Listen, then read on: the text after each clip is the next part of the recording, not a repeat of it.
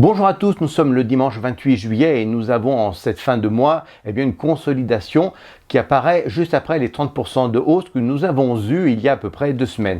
Nous sommes donc dans un momentum et un moment très précieux pour le XRP car il fait face à des échéances que nous allons analyser en relation avec les cours de jetons. Nous allons donc passer du temps afin de s'assurer que nous pouvons identifier la date de la reprise de cette hausse du XRP. Nous devons l'identifier, elle ne va pas tarder, il faut absolument que vous regardiez cette vidéo au plus vite. Nous sommes toujours donc dans un momentum haussier sur lequel nous avons fait une pause il y a à peu près 7 jours. Il faut donc aller de l'avant afin d'obtenir notre objectif pour 2024, faire au minimum 50% de bénéfices encaissés et de manière sécurisée. Nous sommes à peu près à la moitié du chemin depuis la fin mars de notre projet, le moment où nous avons commencé périple. On se retrouve donc tout de suite pour en parler.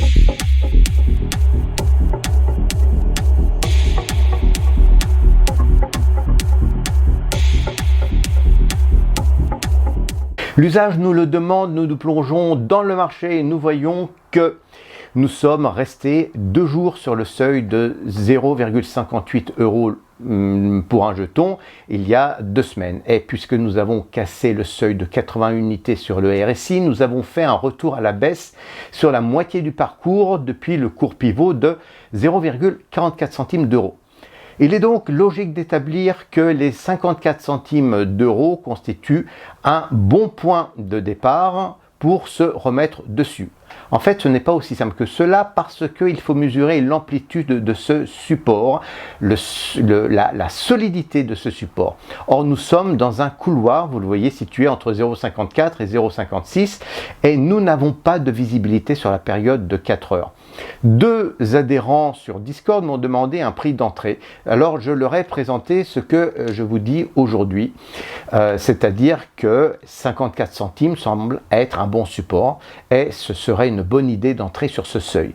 Mais cette recommandation a été de très court terme parce que la période de 4 heures n'a pas de visibilité et elle coïncide avec le fait qu'un événement met sous pression certains crypto-actifs. C'est le marché des options. En général, à la fin des mois du calendrier correspond la fin de mensualité des options sur les crypto-actifs. Je vous donne un petit rappel d'une vidéo antérieure ciblée sur les options du XRP.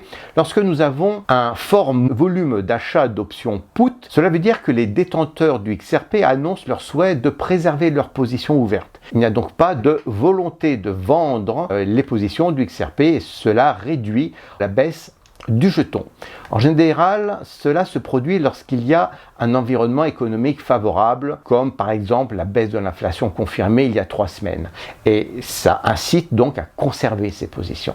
Ceci est un signe en tout cas de hausse des cours de notre cryptoactif et nous en avons profité. Alors cette expiration de fin de mois est en fait ici particulière, elle n'est pas comme à l'habitude puisque nous sortons d'une vague de baisse très significative.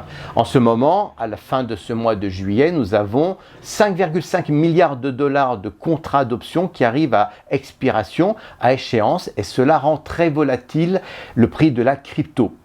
Le volume est énorme, il est le double qu'à l'usage et cette volatilité est explicable puisque on ne sait pas si les contrats vont être reconduits. On ne sait pas si les positions vont être fermées et c'est la raison pour laquelle nous n'avons pas de visibilité. Pourtant, nous sommes dans un momentum haussier. C'est un momentum synchronisé sur un graphique journalier avec le graphique hebdomadaire. Nous avons donc verrouillé les options sur le XRP, de même que les options sur le Bitcoin ont expiré et nous connaissons donc aujourd'hui les intentions de tout le monde. On peut donc parier sur une reprise à la hausse du XRP pour cette raison-là. Si nous regardons la situation sur les contrats d'options du XRP, nous constatons que l'achat de put qui jouent le rôle d'assurance contre la baisse sont en minorité. Il y a moins de 2% de titulaires d'options put qui jouent contre le marché et ceci est un bon signe pour une hausse du XRP. C'est surtout le graphique hebdomadaire ici qui nous intéresse puisque nous finissons notre semaine et que nous connaissons le seuil de validation du prix du XRP. Alors nous avons en ce moment un prix de 0,5560 € avec une configuration en pleine expansion. Alors, les deux droites bleues que j'ai établi sur le graphique et que j'ai placé dans mon modèle jeudi dernier est un seuil d'entrée confortable pour se placer sur le jeton. Jeudi dernier, j'étais assez frileux pour confirmer ce point d'entrée face au contrat d'option qui arrive à expiration et bien sûr qui menaçait le modèle visible sur 4 heures. Alors aujourd'hui, cette menace n'existe plus. Nous avons donc une vision claire des intentions des intervenants puisque un nouveau mois commence et que les contrats d'options protégeant donc contre la baisse ont été reconduits. Et puis en deuxième partie, alors j'aimerais aussi cette fois me demander si cette solidité sur cette hausse est confortée par des fondamentaux. Nous avons donc un autre événement qui s'est déroulé la semaine dernière, c'est la modification contextuelle des élections américaines. En fait, je suis persuadé que c'est le seul point sensible qui pourrait aller contre notre momentum haussier. Cela signifie d'abord que nous ne connaissons pas la position de la démocrate candidate en termes de politique économique, à présent que nous avons Kamala Harris dans la course à la Maison-Blanche. Il y a donc une incertitude quant à la position de celle-ci face au marché à risque dans un contexte où la reprise économique se confirme. Nous ne connaissons pas ses intentions. Par conséquent, la politique fiscale est sous question. Alors visiblement, face à elle, Trump souhaite faire face à une politique de dévalorisation du dollar, c'est-à-dire inciter la Fédérale Réserve à baisser les taux d'intérêt, une mesure qui est très réganienne. C'est exactement ce qui s'est passé durant les années 1980 à 1988. Et si cela peut entraîner une hausse des exportations à l'étranger, cela peut entraîner aussi une hausse du XRP selon le même mécanisme que nous avons sur le marché de l'or. En fait, le XRP a besoin de plus de dollars américains pour établir un équilibre, puisque la valeur du dollar baisse.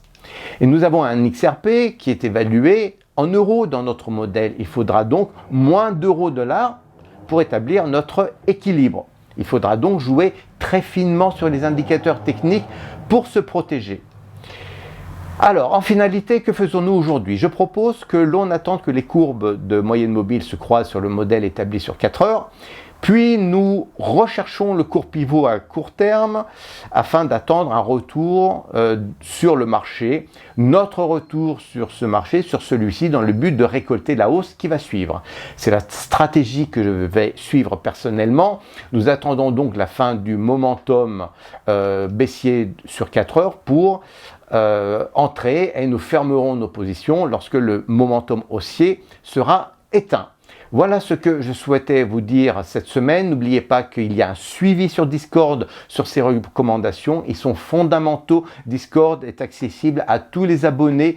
Profitez-en. Je vous souhaite en tout cas de bonnes vacances pour ceux qui ne sont pas à la plage. On se voit la semaine prochaine. Au revoir.